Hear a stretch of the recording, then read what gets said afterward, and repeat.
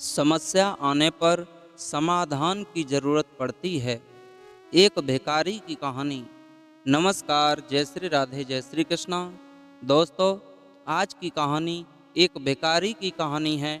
इस कहानी को सुनकर के, देख कर के आप समझ जाएंगे कि जब भी हमारे ऊपर कोई आपत्ति आती है, कोई मुसीबत आती है, उस समय पे हमें, जब कोई समस्या आती है तो हमें घबराना नहीं चाहिए। उस समय हमें समाधान ढूंढना चाहिए, समाधान की ज़रूरत पड़ती है। दोस्तों, आइए कहानी शुरू करते हैं। उससे पहले निवेदन करूंगा, आप हमारे इस चैनल पर पहली बार आए हैं, इस चैनल को पहली बार देख रहे हैं तो इस चैनल को सब्सक्राइब अवश्य कर लीजिएगा। दोस्तों, कहानी शुरू करते हैं। आइए दोस्तों, कहानी शुरू करते हैं। कहानी उस समय की है। एक किसी नगर में एक भोलू नाम का भिखारी रहा करता था। भिखारी वो क्यों बना? क्योंकि उसके पास जो भी धन दौलत थी, सारी की सारी खत्म हो गई।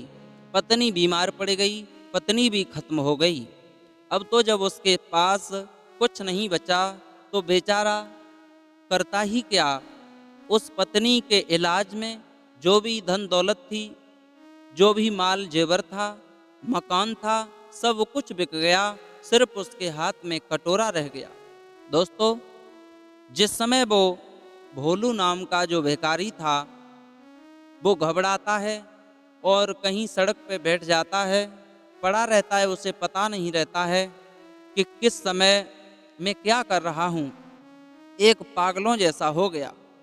उसके कुछ दिनों बाद कुछ लोग जब निकल कर जा रहे तो देखते हैं कि सड़क किनारे ये कोई भिखारी मालूम पड़ता है, तो उसे खाने पीने के लिए चीज़ें देने लगे।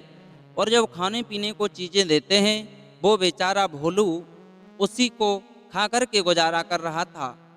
धीरे धीरे वहीं लेटता है, बैठता है। जब समय बीता तो उसने ये सोचा, ये तो बहुत अच्छा हुआ, जब लोग मुझे बिना मांगे देकर जा रहे थे तो अब मैं खुद लोगों से मांग कर खा लिया करूँगा, भले ही भीख ही सही। आज वो बेचारा दरवाजे दरवाजे जाता है और भीख मांगता है। दो टाइम का भोजन करने के लिए, अपना पेट भरने के लिए जगह जगह पे दरवाजे दरवाजे जाता है। हाथ फैला फैला करके सबसे रुपया 2 रुपया, आटा, ये सब मांगता है। जब कुछ लोग उसे भिक्षा देने के लिए तैयार हो जाते हैं तो कुछ लोग उसे अपशब्द कहते हैं, गालियां भी देते हैं। कहते हैं, इतना हष्टपुष्ट है तू, इतना तंदुरुस्त है, फिर भी तू कमाई नहीं कर सकता है। कहीं मजदूरी करेगा तो 400 रुपये 500 रुपये कमाएगा, लेकिन तुझे इसी का टसर का लग गया है, इसी में लगा रहता है। तू भिक्षा मांग मांग करके खा रहा है। नाना भांति से उसे ताने देते हैं। एक दिन उसका जो दोस्त था, भोलू का दोस्त था, अपने दोस्त के पास में पहुंचा और कहता है, भैया क्या बताएं, लोग अब तो हमें भीख भी नहीं देते हैं। उस भोलू के दोस्त ने कहा, क्यों भीख मांगते हो? जवाब दिया, फिर मैं करूं क्या, क्योंकि मुझे कोई धंधा मिलता नहीं है जिससे मैं बिजनेस करके, धंधा करके और मैं कमा करके अपना पेट भर सकूं। भैया, इससे तो अच्छा ये है परमात्मा मेरे प्राणों को ही ले ले। भोलू के दोस्त ने जवाब दिया, आप चिंता न करो, हम आपकी मदद करेंगे। भोलू के दोस्त ने कुछ पैसे दिए और उससे कहा कि जाओ तुम एक सब्जी की दुकान लगाओ। और जब भोलू ने दोस्त के पैसों से सब्जी की दुकान लगाई है, कुछ दिनों तक उसने बैठ करके जब विक्रय किया तो अब उस भोलू, गरीब जो था, भिखारी था, उससे कोई सब्जी लेने को तैयार नहीं होता है। काफ़ी दिन बीत गए, अब तो उसे उसमें भी घाटा पड़ने लगा, लेकिन उसे समस्या आने लगी, लेकिन समस्या में उसने समाधान को ढूंढा। दोस्तों, धीरे धीरे जब भोलू के दिमाग में बात आई कि इस तरह से मैं टोकरियों में सब्जी रख करके और छुपा करके रख देता हूँ, ऐसे तो बिकने वाली है नहीं। अब मैं एक काम करें क्या कि मैं इससे अच्छी तरीक़ा से सब्जी को सजाएंगे। उसने बड़ी सुंदर सब्जी को इधर उधर लगा करके और सजावट की है अपनी दुकान की। अच्छी अच्छी सजावट करने के बाद जब लोगों की नज़र पड़ती है तो लोग अच्छी दुकान समझ करके आने लगे और भोलू की धीरे धीरे बिक्री बढ़ने लगी। यहाँ तक होता है कि भिखारी से एक वो धनवान बन गया, उस छोटी सी दुकान से वो बड़ा ठेकेदार बन गया और धीरे धीरे अन्य कारोबारों को भी करने लगा।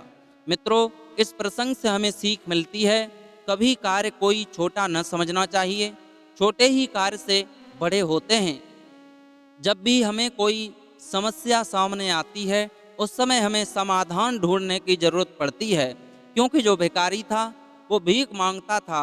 यदि वो मन मार के बैठ जाता कि लोग मुझे ताना देते हैं, भीख नहीं देते, तो वो बेचारा अपने प्राणों को भी खो सकता था। लेकिन उस समय उसके ऊपर जब आपत्ति आई, समस्या आई, तो उसने उस समस्या को हल करने के लिए अपने दोस्त का सहारा लिया और दोस्त के पास पहुंच करके उससे पैसे लिए, अपना बिजनेस शुरू किया।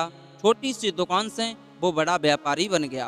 दोस्तों, हमें भी जब हमारे ऊपर कोई आपत्ति हो, मुसीबत हो, जब हम कोई कार्य कर रहे हैं, यदि लोग हमें उसमें ताने देने लगें तो उस कार्य को या तो आंखें बंद करके करते रहो, या फिर तुम्हें लगता है कि ये कार्य है बेकार, सामने वाले ताने दे रहे हैं, वो अच्छे को दे रहे हैं, तो उस कार्य को बंद करके किसी की सलाह लेकर के उसके बाद कोई नया कार्य कर देना चाहिए।